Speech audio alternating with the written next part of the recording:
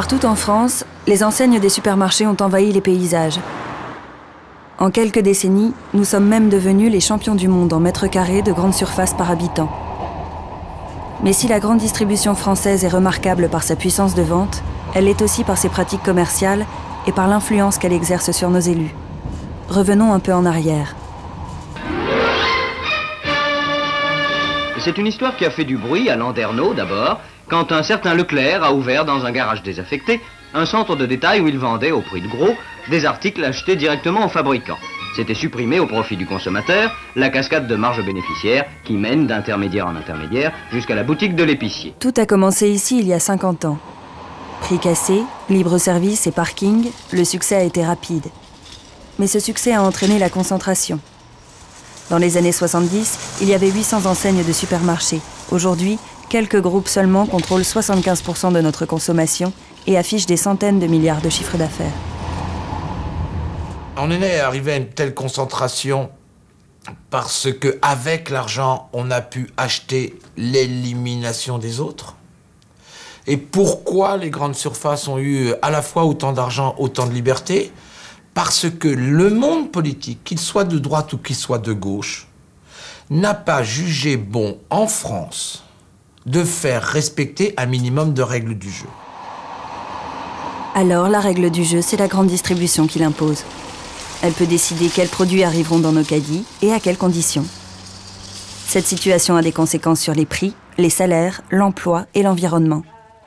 Restons à la porte du supermarché et essayons de faire les comptes.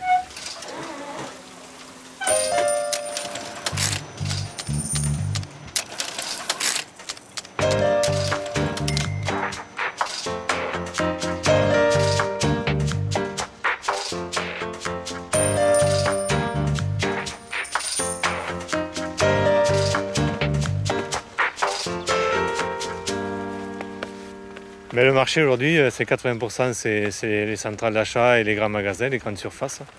Donc les petites épiceries ne représentent plus rien. Puis quand ils nous disent on vous prend aujourd'hui, on vous prend un tas de marchandises, mais on n'arrive même pas à discuter le prix. C'est eux qui nous annoncent le prix.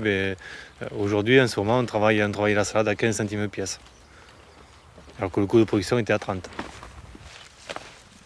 Sur des périodes courtes, on continue à travailler parce que bon, le plan est fait, la marchandise est là, il y a les salariés, il faut continuer que l'entreprise tourne, on ne fait que de la trésorerie.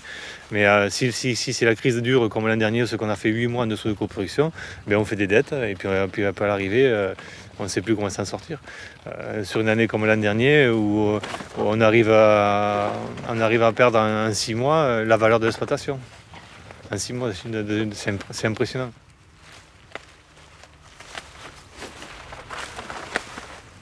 La grande distribution est un exemple de ce que peut être la mondialisation, en fait. Et finalement, c'est une espèce d'accélérateur, d'amplificateur de la mondialisation. Mais il faut savoir qu'aujourd'hui, quand même, une énorme partie de la consommation passe par la grande distribution, et que donc, cette exigence de prix bas à la production, eh bien oui, a un impact sur l'agriculture, sur l'industrie, sur les services. Oui, bien sûr.